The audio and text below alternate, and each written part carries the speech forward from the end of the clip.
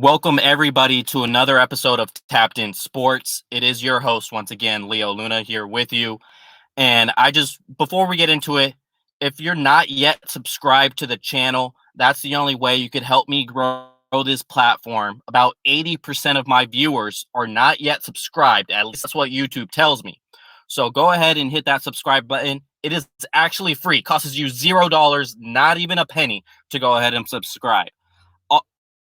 Also, if you have not yet, visit 49ersgoldmine.com. That is 49ersgoldmine.com. That's where you can see a lot of the great up-to-date articles with the 49ers, current players, free agent crushes, draft crushes, mock drafts, all of that exclusively on 49ersgoldmine.com.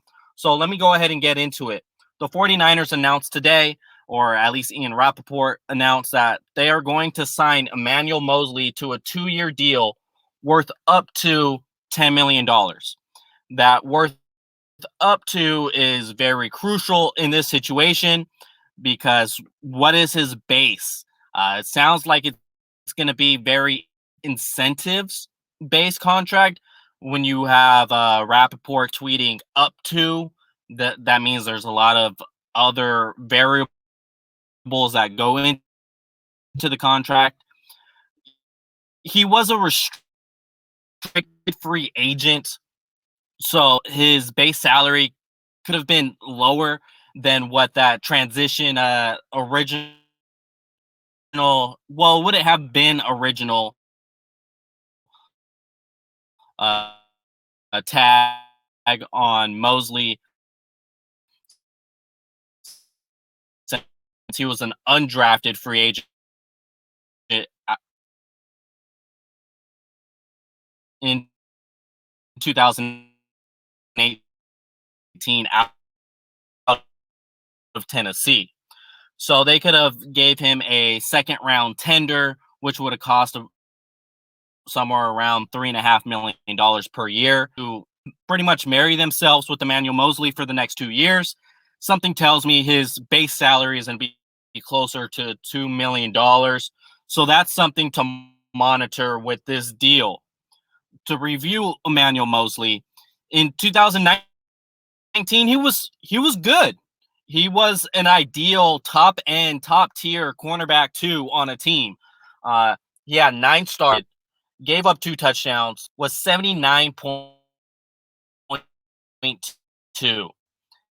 That is fantastic.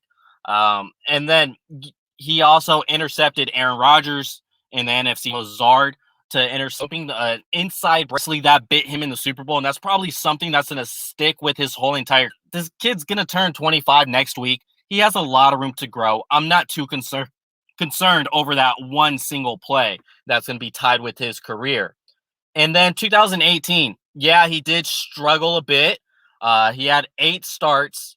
The completion percentage actually wasn't that far off. It only ticked up 4% higher than 2019, which was at 58%. Gave up 2 more touchdowns with equally 1 interception on the season. But this is the bigger difference: is the quarterback rating was 98.8. And that's not ideal for a cornerback 1, and it's not ideal for a cornerback 2. But then you look at his 2020 struggles. Who was he covering on that? That was DeAndre Hopkins, elite receiver. Devontae Adams, elite receiver. And DK Metcalf, he's up and coming, and he's on the projection to be an elite receiver.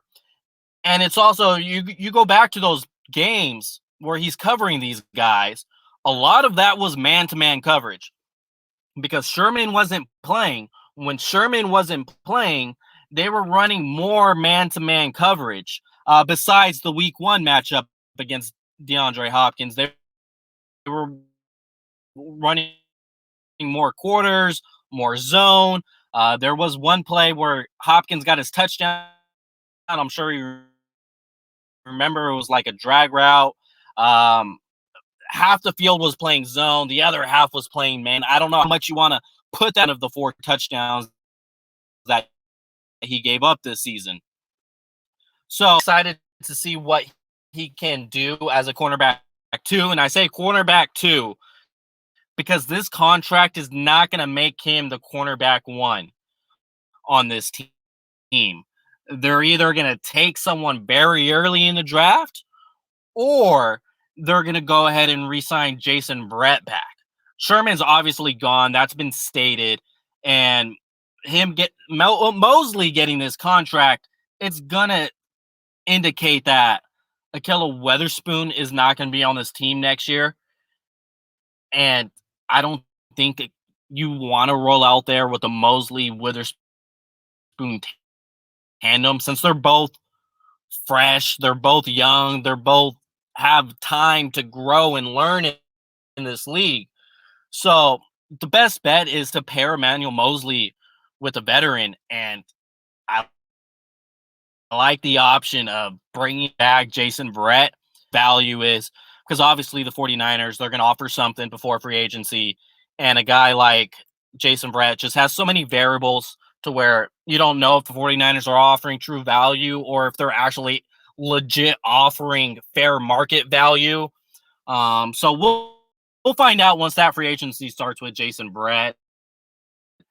But Emmanuel Moseley, he's back being a Niner.